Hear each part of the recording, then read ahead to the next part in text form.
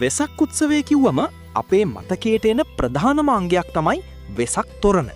කොළඹ නගරේ වෙසක් අසිරිය බලන්න යන ඕනෑම කෙනෙක් නොවරදවාම යන තැනක් තමයි තොටළඟ තොරණ. හැබැයි ඔබ දන්නවාද මෙරට තොරණ සම්ප්‍රදාය හඳුන්වා දෙමින් ඉදිවුණු පළමු තොරණේ ඉතිහාසය? අද අපි කතා කරන්නේ ලංකාවේ පැරණිම තොරණ වුණු තොටළඟ තොරණේ අභිමානවත් කතාව ගැනයි.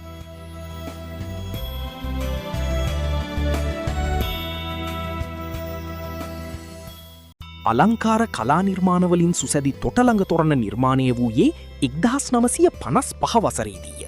තොටළඟ තොරණේ නිර්මාතෘවරයා ලෙසින් සැලකෙන්නේ මීට වසර 70කටත් එහා එම ප්‍රදේශයේ ජීවත් වූ ධනවත් ව්‍යාපාරිකයෙකි. ඔහු නමින් විල්බර්ට් පෙරේරාය. තොටළඟ තොරණ ශ්‍රී ලාංකීය තොරණ ඉතිහාසයේ ආරම්භය ලෙසින් සැලකුවද ඊට පෙර 1952 වසරේදීද පැරණි නාට්‍ය කතා රචකයෙකු වූ සංඝදාස මාස්ටර් වෙසක් සමයේදී පෙට්ටි තොරණක් නිර්මාණය කර තම නිවස ඉදිරිපිටි ප්‍රදර්ශනය කර ඇති බව අතීත කතා පුවත් අතර කියවේ. මෙම පෙට්ටි තොරණ ප්‍රදර්ශනයෙන් පසු තොටළඟ තරුණ පිරිස් මෙන්ම ගමේ සියල්ලන් එකතු වී සමිතියක් පිහිටුවමින් තොරණ විශාලව ඉදිකිරීමේ කටයුතු සිදු කළහ. ඒ අනුව තොරණ වෙනුවෙන් පිහිටුවාගත් සමිතියේ ප්‍රධානත්වය ගනු ලැබුවේ විල්බර්ට් පෙරේරාය. 1955 වසරේ ආරම්භ කළ තොටළඟ තොරණේ පළමුව ප්‍රදර්ශනය කර ඇත්තේ මහා භද්‍රකල්පයයි. මේ පිළිබඳව අතීතයේ කතා අතර පළව ඇත්තේ මුල්ම තොටළඟ තොරණ නැරඹීමට දින 12ක් පුරා ජනතාව නොයෙක් දෙසින් පැමිණි බවයි. මෙම මුල්ම තොරණේ උස අඩි 85ක් වූ අතර එහි දළ සැලැස්ම නිර්මාණය කර තිබුණේ කොල්වින් පීරිස් විසිනි.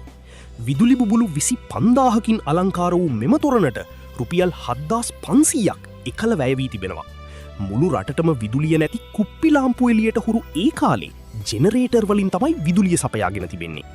තොරණ නිර්මාණය කිරීම සඳහා පුවක් ගස් විශාල ප්‍රමාණයක් අවශ්‍ය වූ හේයින් යටියන්තොට රුවන්වැල්ල ප්‍රදේශවලින්ද පුවක් ගස් ප්‍රවාහනය කර ඇත්තේ කැලණිගඟින්.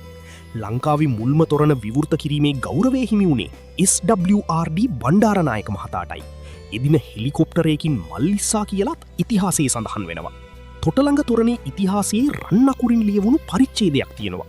ඒ 80 දශකයේ අගභාගයේදී ශ්‍රී ලංකාවේ පැවති ජපන් එක්ස්පෝ වැඩමුළුවට පැමිණි ජපන් ජාතිකයින් පිරිසක් තොටළඟ තොරණ දැකල වශී වීමයි. ඒ වසරේ ප්‍රදර්ශනය වුණු යමා මහා පෙළහර කතාව රැගත් තොරණ ජපානයේ ප්‍රදර්ශනය කරන්න වුන් අවසර ඉල්ලා සිටියා. ඒ අනුව මේ තොරණ ජපානය දක්වා රැගෙන ගියා.